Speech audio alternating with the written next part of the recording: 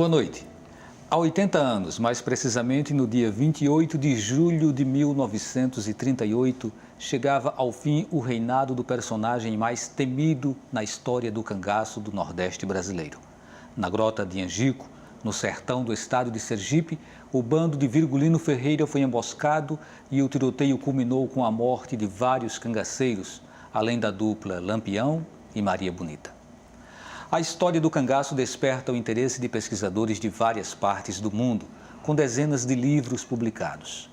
A saga de Lampião também ganhou muitas vezes a tela do cinema, a exemplo de filmes como O Cangaceiro, de Lima Barreto, e O Baile Perfumado, de Paulo Caldas e Lírio Ferreira.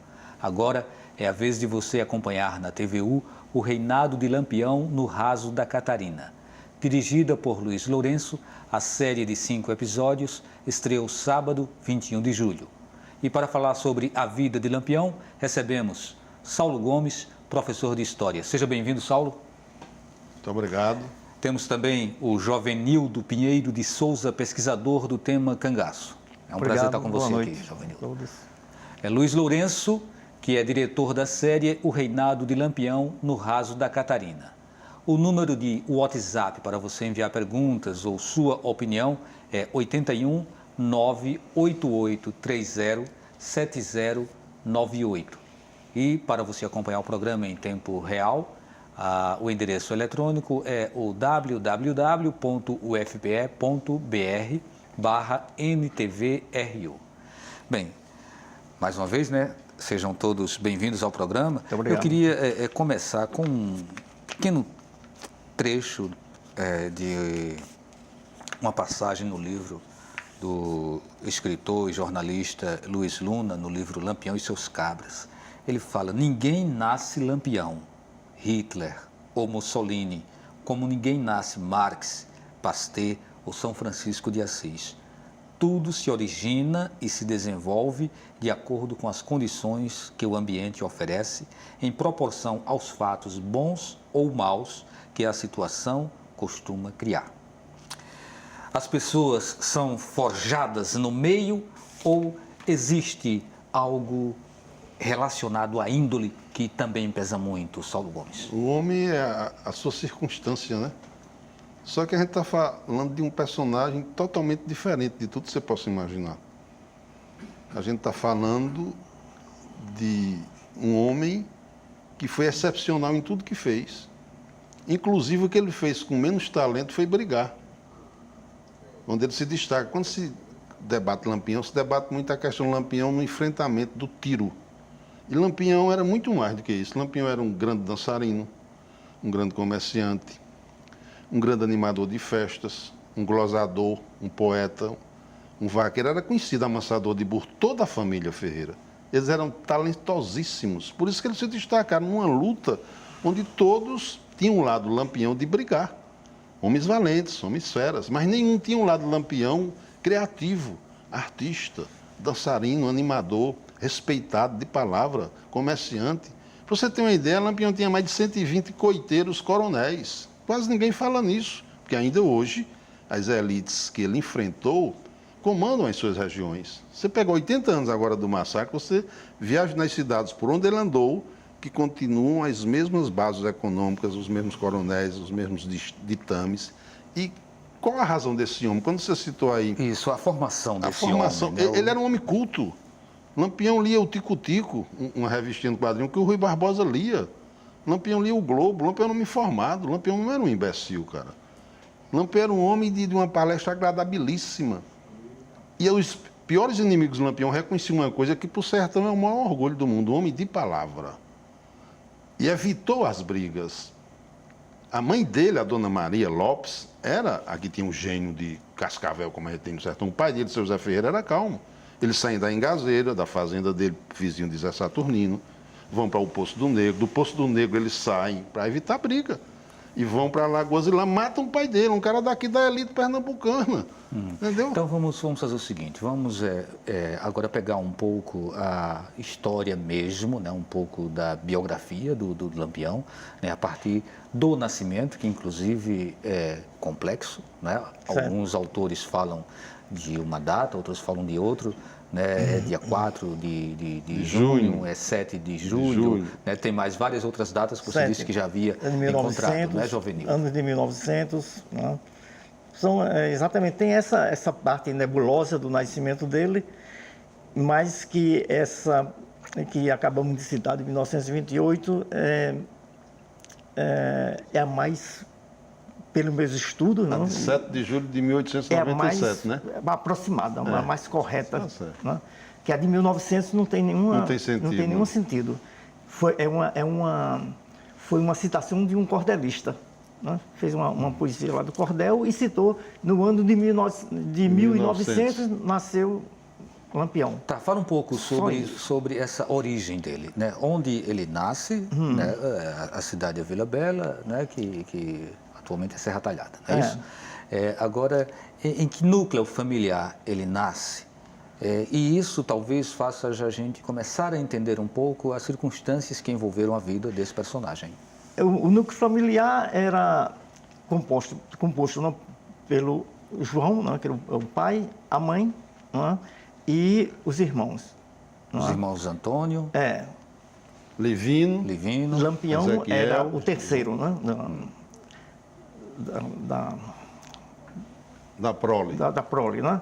Não era o mais velho, era o terceiro. Depois vinha era Antônio, Livino, Lampião, João, João, as irmãs, né? Mocinha e Anália, né? Anália, Mocinha, Anália Angélica, e né? Mariazinha. Eram 4 irmãs, né? Anália era a caçula de todos, Ezequiel era o penúltimo. Ezequiel, quando eles saem de Poço do Negro, Ezequiel tinha 9, 10 anos. Entra muito depois no cangaço. Era o que atirava melhor de todos. Era o ponto fino, né? Exatamente. E começaram com o pai, naquele tempo tinha essa profissão de almocreve, que era muito interessante ser almocreve, não? Que seria o mascate, mas o termo correto é almocreve, quer dizer, com 12 burros, não é? Carregados de mercadorias, eles vinham pegar mercadorias em Arco Verde, Pesqueira, Vitória de Santo Antônio. Até onde o trem chegava, né? Vitória, mercadorias encomendadas pelos os senhores do sertão, vamos dizer assim, encomendavam de Portugal. Eu quero tal tecido, eu quero um violino, quero isso, quero aquilo outro. As novidades da Europa, não é? Chegavam aqui e eles vinham na ponta dos trilhos, como se dizia, e apanhavam as mercadorias e iam entregar. Não é? Certo, uma vida comum para aquela época, né? Então esse tráfico de mercadorias. Exatamente. Aliás, o trânsito dessas mercadorias, ele era dessa forma, né? Se dava muitas vezes no lombo dos animais. E aquele homem, o seu Zé Ferreira, ele já percebia a importância da educação e teria levado os seus filhos, né? Inclusive o Virgulino, para a escola. Exatamente. Não é? Exatamente. E aí a tendência seria de que o Virgulino seguisse uma vida de educação como uma pessoa trabalhadora, vamos dizer assim, não é? Eles eram honrados, os Ferreira eram pessoas honradas, não é? Cumpriam as suas tarefas comerciais, vamos dizer assim, e a inteligência superior de Virgulino se fez notar nisso, nesses trajetos que faziam, por exemplo, de Pesqueira, por todo o sertão distribuindo mercadorias, durante 10 anos, pelo menos, sem um vacilo, ele aprendeu a geografia do sertão, que determinadas regiões, determinadas, vamos dizer assim, coisas peculiares que iriam lhe servir no futuro para suas batalhas. Então, ele recebia informações do pai e ele também acompanhava o pai em alguns momentos. Acompanhava o pai, por exemplo, ele passava por uma determinada região, um exemplo assim, não é?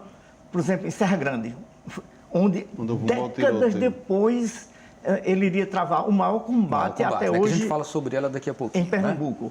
Então, ele, caminhando com as suas mercadorias, com o pai, observava, né, interiormente, imaginava assim, isso aqui daria um bom local para um combate. E anos depois aproveitou essas coisas geográficas, esses acidentes geográficos, para as suas batalhas. Luiz Lourenço, você se interessa pelo tema, se interessa tanto ao ponto de ter optado por realizar uma série para a TV, uma série que trata exatamente sobre essa história de Lampião. Só que você pega Lampião no raso da Catarina, né? Então é o Lampião na Bahia, a partir, me parece, 1928, não é isso? 1928. Eu queria que você falasse um pouquinho sobre esse teu interesse pelo tema. Depois a gente entra um pouco mais em detalhes sobre a série. Ok. A ideia de fazer esse filme, ela começa há cerca de 20 anos atrás, mais ou menos. Recebi um telefonema do mestre Fernando Spencer, a quem eu dedico esse filme. E o Spencer disse, olha, Lourenço, a Cila está hospedada aqui na minha casa. Você não quer vir aqui entrevistar ela não, tal? E, enfim, a gente foi lá, eu, Braulio, que é o diretor desse programa também, a gente fez esse depoimento dela e, posteriormente, por sugestão dela, a gente procurou o Candinheiro, que morava em Pedra, né, ali pertinho de Buíque. E fizemos também com o Candinheiro. Essas duas entrevistas ficaram guardadas. E depois surgiu essa ideia de fazer um projeto por Cultura e o tema do cangaço voltou à tona, a sugestão inclusive de Márcia Mansur, que trabalhou comigo aqui no Doc TV. Enfim, a gente fez o projeto por Cultura e a partir daí o foco passou a ser, como a história dele é muito rica, a gente resolveu focar mais nesse período que ele está na Bahia, que ele foi para a Bahia, né?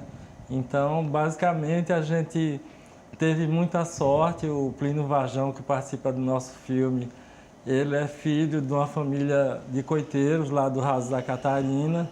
Então, foi fundamental para a gente ter acesso a pessoas que presenciaram certas histórias do Capitão Virgulino, né? Pessoas que foram testemunhas oculares dessas histórias. Então, foi importantíssimo esse approach.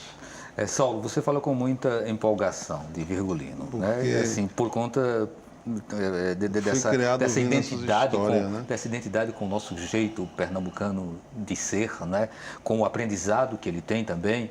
Inclusive, é importante a gente lembrar que ele foi costureiro, né? Costurou em couro, né? Quer dizer, aquele que é o símbolo do homem macho, né? Do cabra macho. O gibão, né? A perneira, ele fazia. Ele fabricava artefatos de couro. Burro brabo, montador fora do série. Quando dizia, olha, lá vem um menino de seu Zé Ferreira, Virgulino vem, era festa, animar quadrilha, entendeu? Ele era um cara iluminado. Inclusive... Ele era o melhor amansador de animais? O Antônio, dizem que o Antônio era mais do que ele, né? Mas aí alguma coisa mais do que ele, porque ele era dançar, só que não dançar com ele. Inclusive, é isso uma das causas da tragédia, o ciúme de uma morena que apaixonou-se por ele e um primo do Zé Saturnino, que era afim dessa menina, e aí começam as confusões e aí vai se extrapolando, né? Quando você vê, por exemplo, o senhor Pereira, o nome de Lampião, porque além de tudo ele era um grande consertador de rifles e de fuzil. Então o rifle dele, ele botou um elástico que era mais rápido do que os outros. Então lá numa demonstração, o senhor Pereira era fã dele, o senhor Pereira, ele também idolatrava o senhor Pereira, né? E ele, na rapidez tão grande, que a origem do nome Lampião está aí. Que um fiapo, um cangaceiro com um cigarro aqui na boca, tão admirado, o cigarro cai da boca e o senhor Pereira diz, ó o Lampião de Vila Bela, com ele, né? Então, acende o Lampião para achar meu cigarro aqui, acender meu cigarro, e aí ficou, com ele, meu nome, Virgulino, apelido Lampião, ele estava, isso foi mais ou menos em 20, 21, né? E ele era um cara fora de série nisso, a palavra dele, a honra dele, as brigas, quando ele sai de Nazaré, da Poço do Negro, no tiroteio contra os Nogueiras, que é uma elite, você chega lá, eles são donos das terras, os Carvalhos, os Ferraz, os Souza, você conhece esses demais. E ele estava defendendo os Ferraz, os Jurubebas. E depois veio uma conversação e ele se sente traído, né? Então ele sempre, naquela confusão de clãs, Pereira, Carvalho, Novaes, Ferraz, não é isso? Os Ferreiras eles eram de, vamos dizer, uma classe média baixa, comerciantes honrados, de fibra, né? O velho calmo, o Zé Ferreira, nunca quis briga. A mãe era que incentivava, a dona Maria Lopes. Dizia, filho meu não é para estar na minha saia. né? Tanto é que ela morre 40 dias antes do velho ser assassinado. Né? Exatamente. Quem mata o velho, ele debulhando milho, é um cara da elite pernambucana, quando diz, né? Albuquerque, Maranhão. Né? Porque essas elites aqui, muita gente não fala, por isso que o padre Frederico, quando fala, ele fala com autoridade. Quer dizer, quem foi o coronel Petronilo da Bahia? Roubou o Lampião. E quantos outros coronéis não roubaram o Lampião? Entendeu? Que a gente não pode dizer ainda, porque tem muitas famílias importantes aí que podem até ameaçar a gente. Certo. A gente vai fazer o primeiro intervalo e na volta a gente vai falar um pouco mais, vai falar muito mais, né, sobre esse personagem tão controverso, né? O que tem um lado de talentoso, que tem um lado de artífice, não é? O lado poeta, né? Essas vertentes todas que Saulo chamou a atenção aqui, e que também tem um lado violento que a gente não pode negar. Que é aquilo que você disse no início, as circunstâncias, né, que ele viveu. Exatamente. Então vamos tentar entender esse homem, né? Esse homem contraditório, né? O que caracteriza essa contradição de Virgulino Ferreira. A gente faz intervalo e volta daqui a pouco.